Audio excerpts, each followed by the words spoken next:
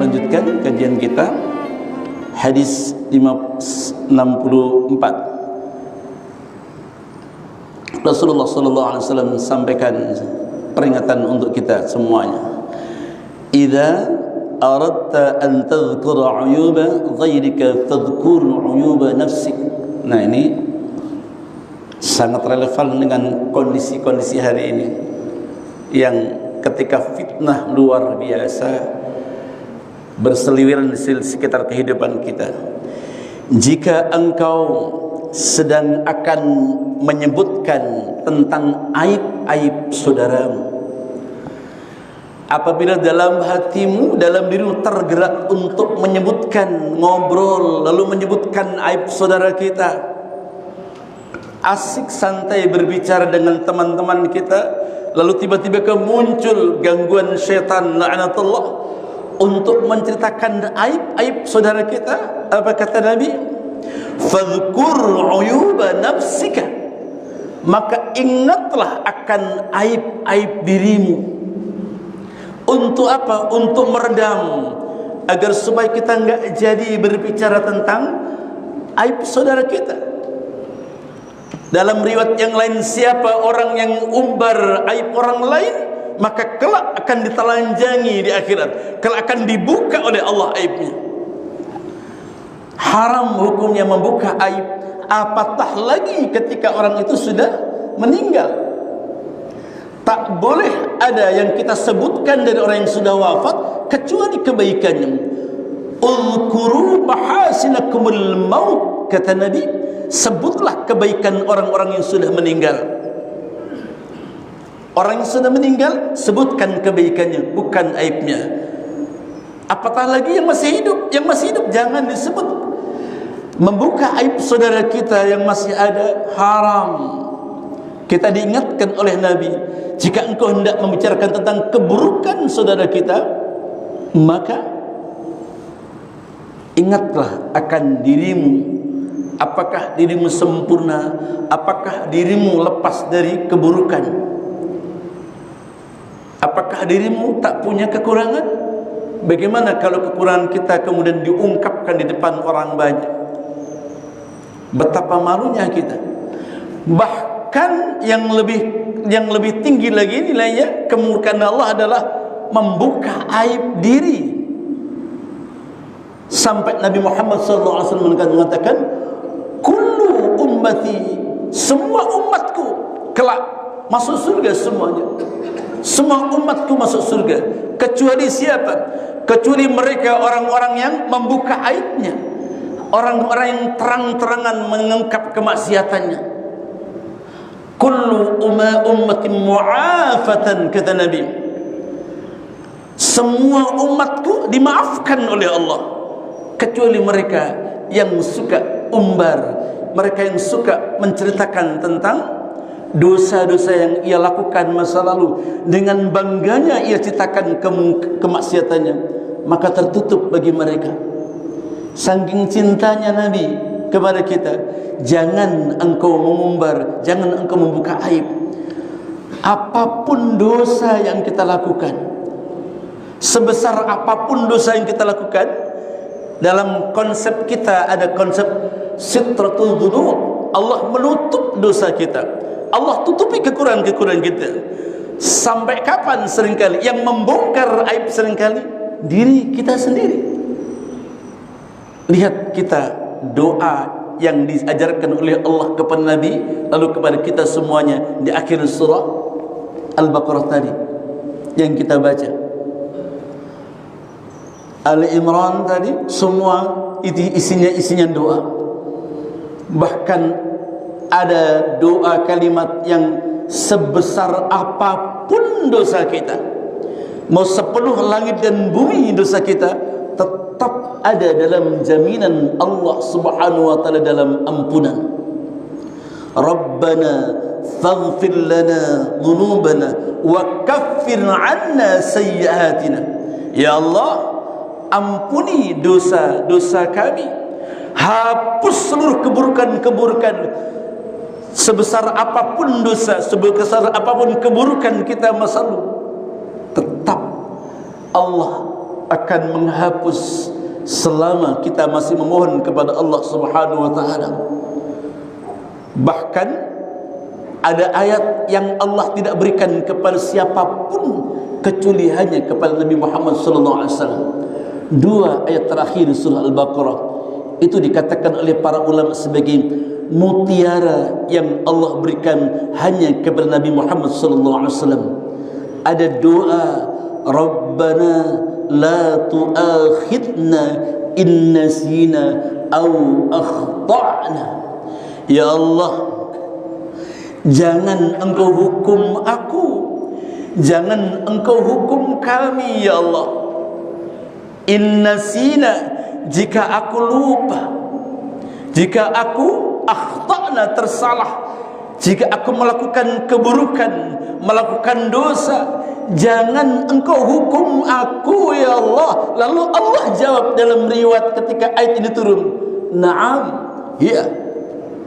Masya Allah, ayat yang luar biasa, ayat yang membuat kita umat Nabi Muhammad SAW semakin optimis untuk menghadap karunia Allah. Ayat yang membuat kita senang dengan ayat ini, yang membuat kita senang terus berprasangka baik kepada Allah Subhanahu wa taala. Siapapun dia, selama masih ada iman dalam diri, selama itu pula Allah akan siapkan ampunannya selama ia mau menghadap Allah, selama ia masih mau bertaubat. Kisah yang sangat heroik yang sudah pernah saya ungkap di majlis ini ketika Nabi mendapatkan berita bahwa umatnya kelak ada yang masuk neraka. Nabi hampir pingsan, Pak. Hampir pingsan. Saking susahnya, saking sedihnya. Ketika berita itu sampai kepada Nabi, Nabi tegas katakan, siapa wahai Jibril umatku yang mana yang akan menghuni Jahannam? Sekalipun Jibril bilang itu neraka yang paling ringan dari 7 pintu neraka, yang paling atas. Tapi Nabi enggak tega. Nabi tetap tak kuasa mendengarkan kisah itu. Siapa Jibril? Kata Jibril, umatmu para pendosa-pendosa besar yang hingga matinya tak sempat taubat. Orang model seperti ini Bapak Ibu masih akan ditolong oleh Nabi. Maka katakan Nabi Muhammad mengatakan, lisyafaati, syafaatku juga untuk lil kabair, untuk para pendosa-pendosa besar. Selama dalam hatinya masih ada iman, tetap Nabi ingin menyelamatkan mereka. Saking cintanya Nabi, maka ayat Al-Baqarah, ayat akhir tadi, itu menjadi pengunci kebahagiaan bagi kita yang tak mungkin lepas dari dosa, yang tak mungkin lepas dari salah. Kita minta, la tu'akhidna ya Allah, jangan engkau hukum kami ya Allah, inna sina. Jika ada kemungkaran, jika ada kesalahan dan dosa di antara kita, sekali lagi, jangan pernah kita masuk di dalamnya untuk mengungkap, membuka aib. Si fulan pernah melakukan ini, si fulan pernah melakukan ini. Enggak, jangan kita lakukan. Nabi bilang, ingatlah tentang aib-aibmu. Jika engkau hendak membicarakan tentang keburukan saudara kita, ingatlah saat dimana engkau akan dibicarakan tentang keburukan. Betapa malunya kita, betapa malunya kita saat keburukan kita diungkap. Bahkan ada ulama mengatakan, andai kita dibuka aib kita, boleh jadi kita tak akan sanggup bahkan untuk keluar rumah sekalipun. Sungguh kita bisa keluar rumah, kita bisa berkumpul dengan teman, dengan sahabat itu karena rahmat Allah. Sedang apa? Sitratul dzunub tadi, Allah menutupi aib-aib kita. Tak akan sanggup saya keluar rumah boleh jadi ngobrol sama bapak ibu, ngajar Kalau Allah bongkar aib diri saya, siapa sesungguhnya Abdurrahim ini? Karena Allah dengan kasih sayangnya, Allah tutup aib saya, Allah tutup aib ibu, Allah tutup aib bapak. Maka haram bagi kita untuk membongkar aib saudara kita. Disuruh ingat, jika engkau hendak bicarakan aib saudaramu, ingat tentang kekurangan dirimu, tentang aib-aibmu.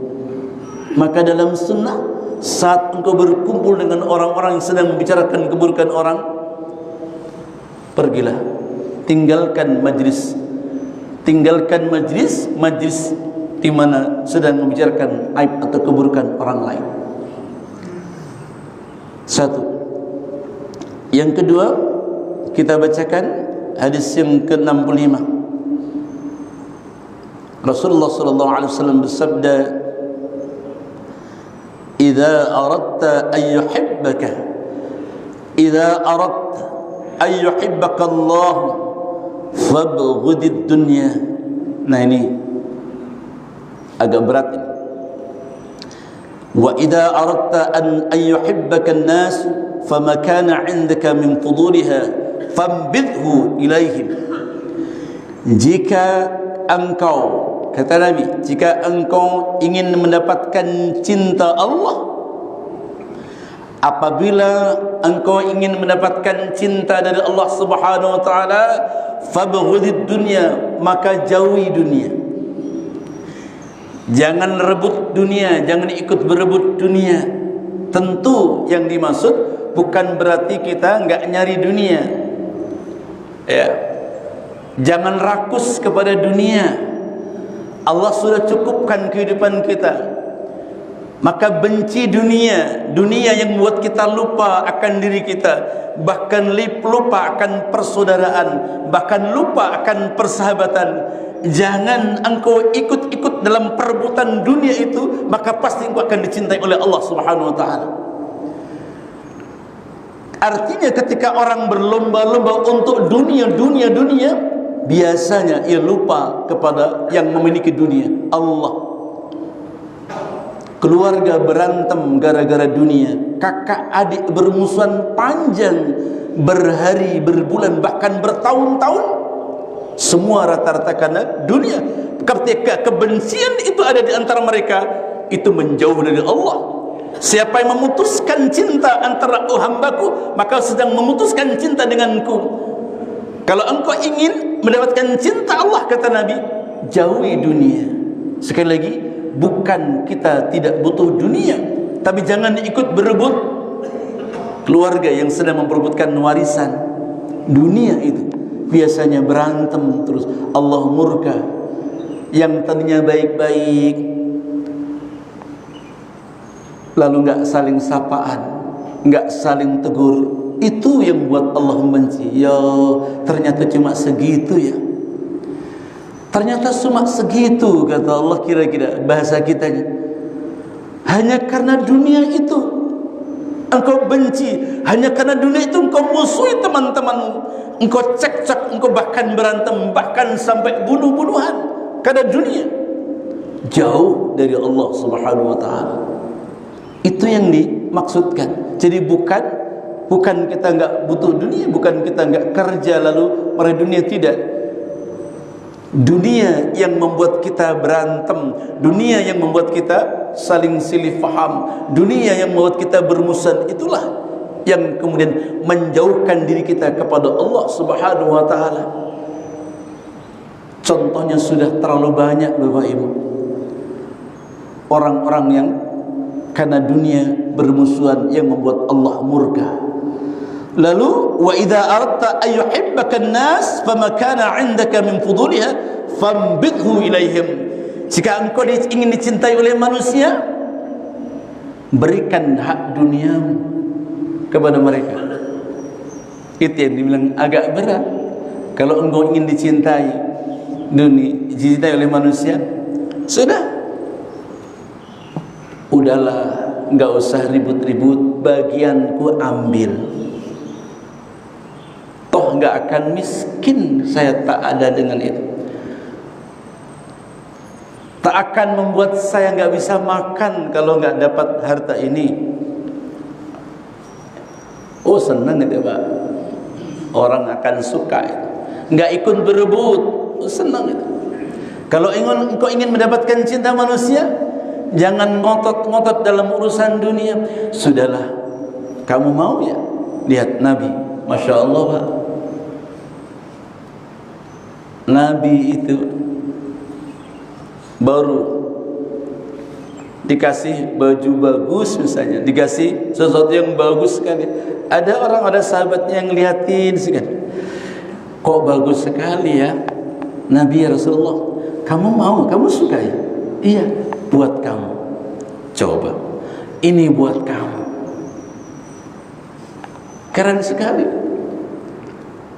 Gimana Nabi nggak mendapatkan cinta? Bagaimana Rasul tidak mendapatkan cinta dari temannya, dari sahabatnya?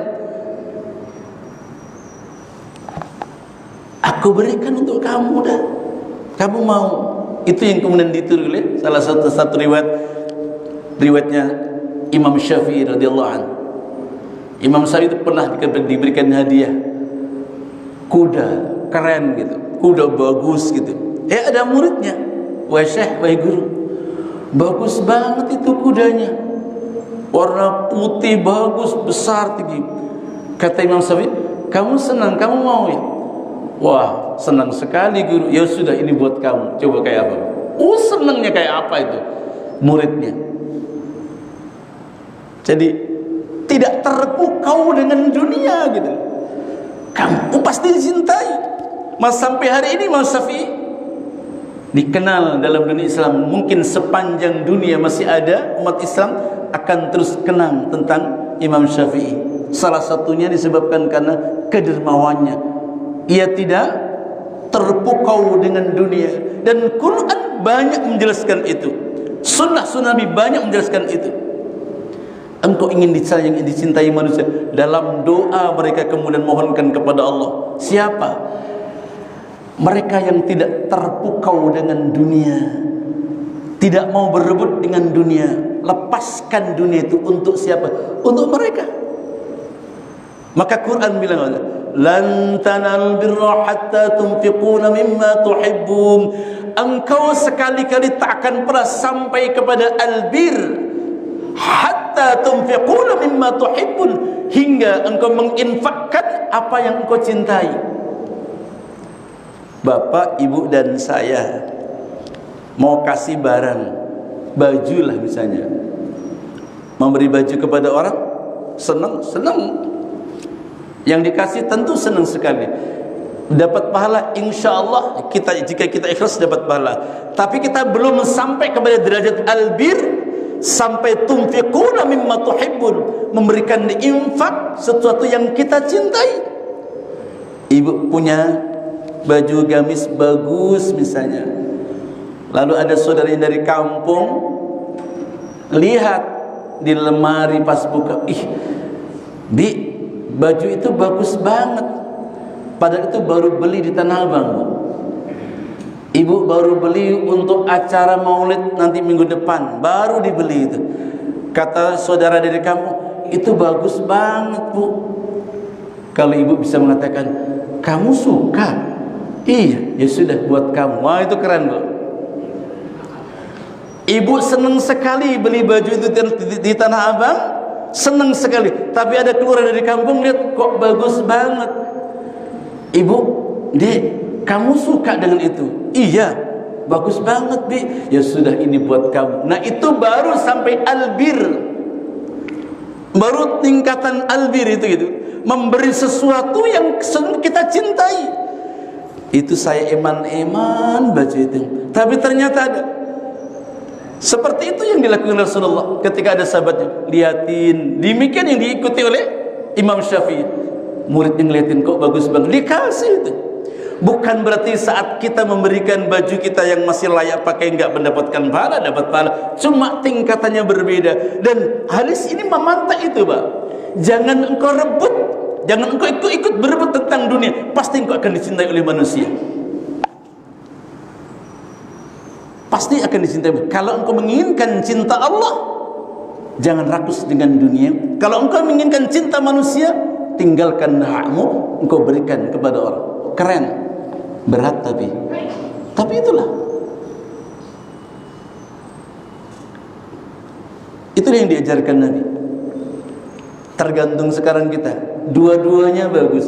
Ingin mendapatkan cinta Allah, ingin mendapatkan cinta dari Allah, maka jangan rakus dunia. Kalau diperebutkan dunia, sudahlah, toh nggak akan miskin saya. Gitulah cara kita berpikir itu ya.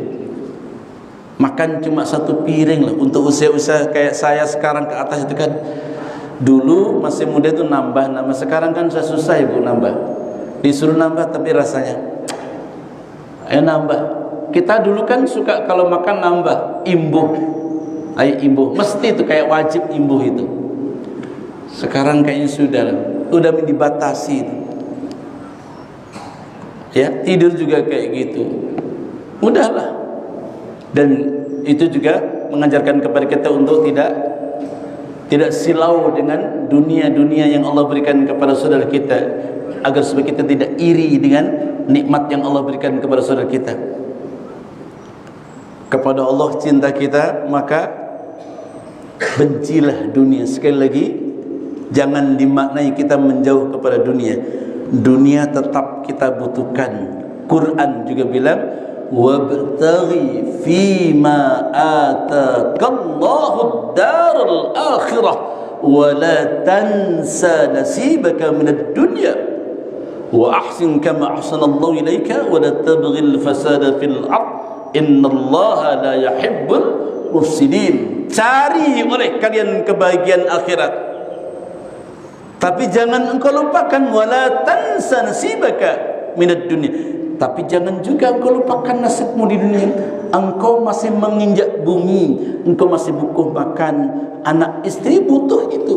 Enggak boleh kita juga abai dengan dunia, tetap kita suruh cari. Jadi selalu pesan-pesan seperti ini, sekali lagi Bapak Ibu, pesan-pesan seperti dari sini bukan agar supaya Bapak Ibu jauh dari dunia, tidak.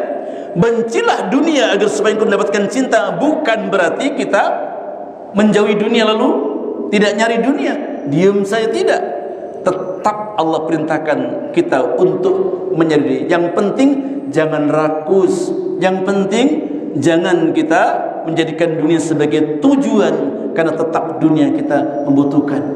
Itulah kenapa Sayyidina Umar pernah marah-marah dengan anak-anak muda di masjid ketika habis sholat Jum'ah. Habis sholat Jum'ah, anak-anak muda itu masih muter-muter tasbih panjang gitu. Dalam riwayat beliau ambil cambuk lalu dibunyikan, ruh keluar, fantasru fil ardi wabtaghu min fadlillah. Kalian keluar semua, bertebarlah kalian di muka bumi, cari karunia Allah, rizki tak akan turun di masjid. Keren itu Pak, catat sejarah. Sayyidina Umar marah, anak-anak muda kok enggak mau bergerak di masjid aja, suruh bubar. Karunia tidak akan turun dengan wiridan saja. Itu Umar sedang mengajarkan kepada kita agar supaya jangan hanya urusan akhirat. Engkau masih butuh makan, anak istri masih butuh, maka keluar. Itu juga yang dipesankan Al-Quran tadi Bapak Ibu. Sekali lagi, ketika ada pesan-pesan Nabi seperti ini, jangan dimaknai oh berarti Islam membenci dunia. Tidak. Lihat para sahabat-sahabat itu kaya-kaya semua, rata-rata kaya. Hanya yang kurang kaya Sayyidina Ali. Tapi Sayyidina Ali babul ilmi, ana maninatul ilmi wa Ali babuha, kata Nabi. Wa Ali itu profesornya profesor Pak, gurunya para guru itu Sayyidina Ali. Walaupun secara ekonomi dalam sejarah Ali yang paling tidak terlalu kaya, bahkan cenderung agak miskin. Sahabat yang lain keren. Nah, itu. Jadi kaya artinya apa? Tidak pula kita menjauhkan diri kita dari dunia. Yang penting jangan sampai dunia ini membuat kita lupa kepada Allah, lupa kepada tujuan akhir. Saya kira ini sudah 33, kita suruh 36. Oh, apalagi 34. Kita tambah 5 atau 7 menit setelah syuruk baru kita sudah syuruk. Silakan kalau ada yang mau ditanyakan, didiskusikan, dimusyawarahkan. Monggo. Kita buat gaib saudara kita, lalu kita meminta maaf. Apakah harus minta maaf? Iya. Hak Adam harus selesai di hak Adam. Kita baca istighfar saja kepada Allah, kesalahan kita kepada teman kita nggak akan dimaafkan sama Allah. Nggak akan dimaafkan kecuali kita meminta maaf. Lalu pertanyaan berikutnya, bagaimana kalau kita meminta maaf malah tambah runcing? Ya jangan kita sebutkan apa yang kita lakukan. Itu minimal begitu. Walaupun nanti ada yang mengatakan, oh kalau kita buka aib kepada teman, kita suruh ngomong, kesalahanmu apa? Ngapain kamu saya minta maaf? Saya pernah gitu. Jangan. Itu nanti bahayanya malah buat berantem. Saya pernah ngomongin kamu gini-gini. Wah, bukan malah maafkan, nanti malah kurang ajar kamu itu. Nah, karena gitu, ya sudah, apapun yang pernah saya lakukan untuk bapak, untuk ibu, mungkin saya pernah ngomongin bapak, lu pernah begini-gini, tolong ya, maafkan saya. Materinya nggak usah dibicarakan kalau memang nanti justru ketika materi disampaikan malah membuat permusuhan semakin menganga. Jangan.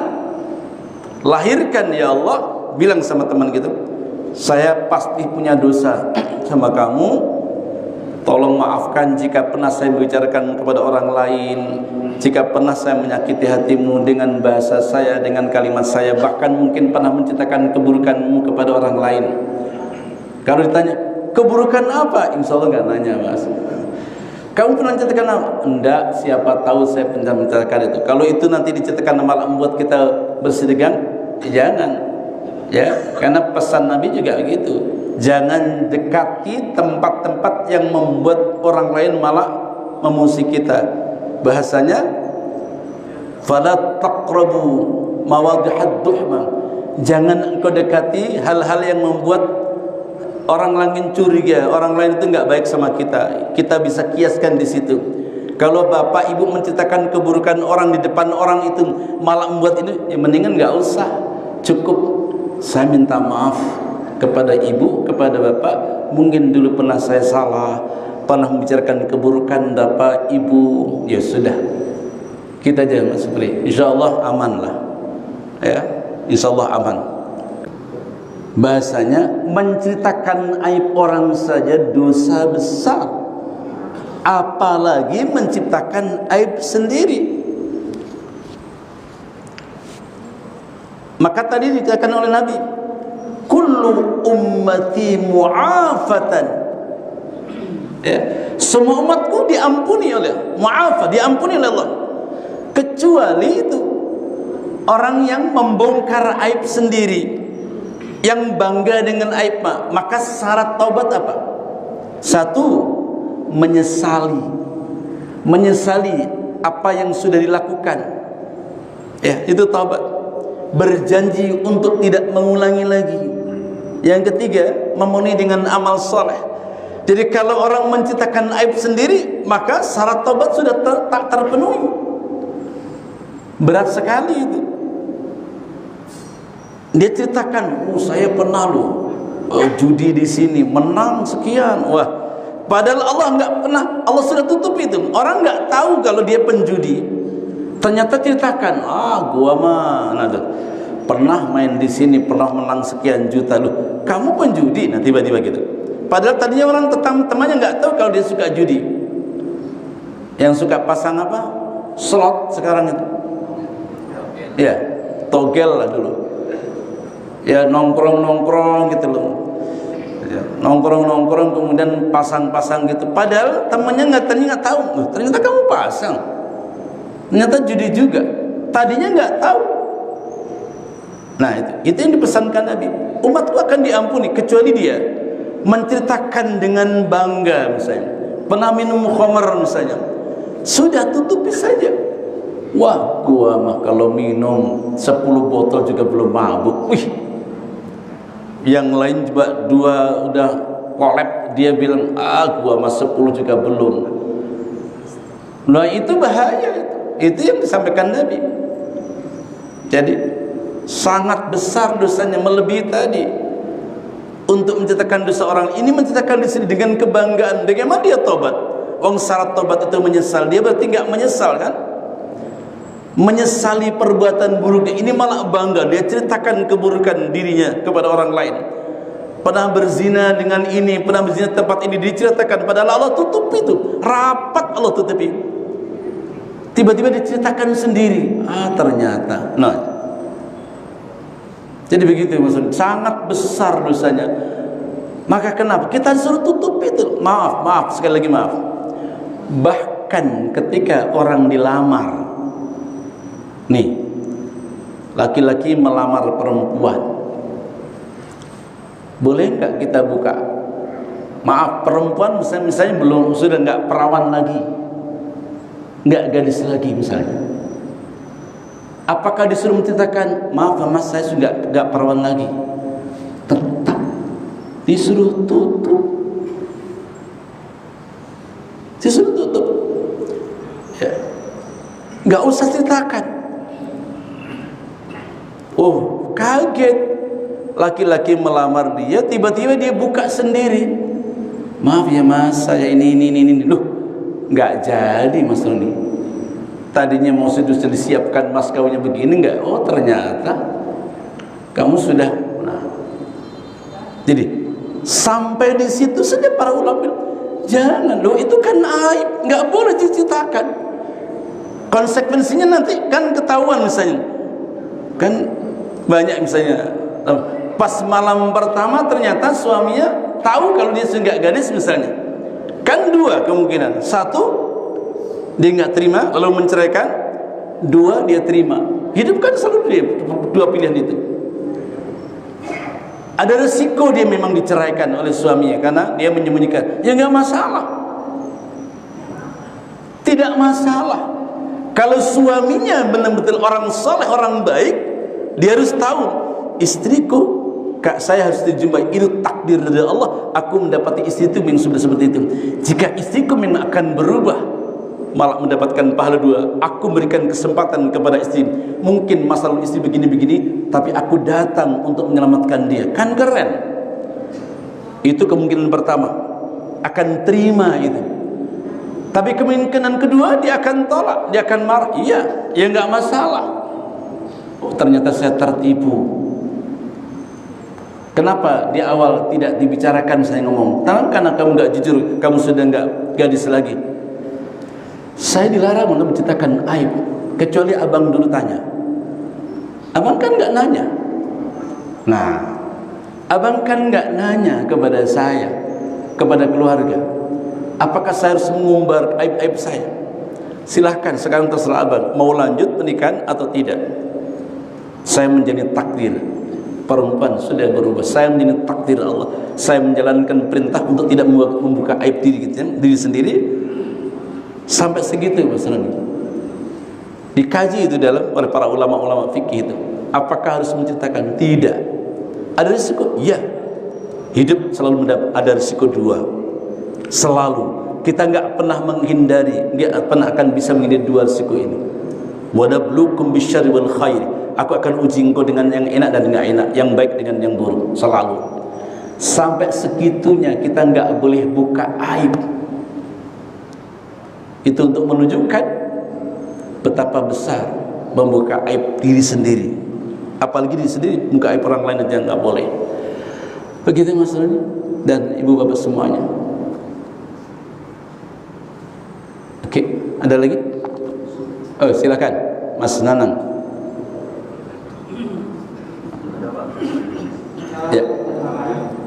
Bagaimana kalau kita ada di posisi di kepolisian atau di pengadilan sebelum jadi terdakwa, dipaksa suruh buka aib diri sendiri, dipaksa suruh buka aib orang lain, itu gimana? Baik, bagus ini pertanyaan.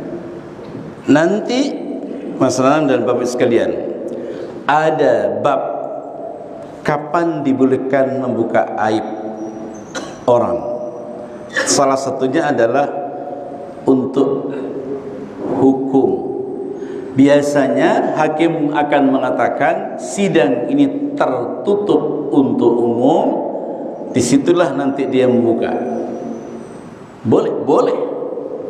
Sekali, ada beberapa aib yang boleh dalam Islam boleh dibuka. Kapan? Salah satunya di depan hakim untuk memberikan referensi kepada hakim untuk bisa memutuskan. Bahkan hakim harus mengkorek, membuka aib dua pihak. Apa kamu? Aturan hukum kan begitu. Jangan memutus. Hakim tidak boleh memutus perkara hanya di satu sisi, hanya satu yang penuntut, ya, yang dituntut oleh jaksa. Kemudian ketika ini persoalan ada dua pihak, maka hakim harus tahu dua pihak, baru dia bisa memberikan putusan yang adil. Jangan satu pihak kemudian langsung kita putuskan. Wah, maka kenapa dalam ayat Quran ada ayat tentang klarifikasi? In ja'akum fasikum binaba'in fatabayyanu. Itu konsepnya. Jika ada berita dari orang-orang fasik tentang keburukan-keburukan, maka klarifikasi, benar enggak? Kita enggak boleh, apalagi hakim, enggak boleh memutus dari satu pihak. Harus dipanggil orang yang dijelekkan tadi untuk ditanya. Dia akan bicarakan. Nah, sekali lagi biasanya seperti itu hakim akan menyampaikan bahwa sidang ini tertutup untuk umum karena pada fase pemeriksaan. Biasanya pemeriksaan. Nanti ketika putusan baru diketok palu, sidang terbuka untuk umum karena sudah menyampaikan putusan. Jadi boleh, Mas Senang. Ada tempat-tempat di mana boleh membuka aib. Salah satunya adalah di sidang untuk menunjukkan kebenaran sehingga hakim tidak salah dalam memutuskan. Ketika ada pertentangan di masyarakat antara pro kontra, pejabat mengizinkan keburukan terus dibahas lagi, maka disitulah peran hakim. Yang menyelesaikan siapa? Hakim. Maka tuntas problem sosial kita akan selesai. Kita tidak bisa mendengarkan satu, pasti satu yang setuju akan menyerang yang tidak setuju, yang tidak setuju akan serang-serangan. Maka penyelesaiannya adalah hakim hukum. Maka Nabi katakan itu dalam hadis itu, bahwa di antara peran utama hakim adalah menghindarkan ketidakjelasan persoalan hukum, mengangkat pertikaian. Yang memutuskan siapa? Hakim. Maka sudah betul itu.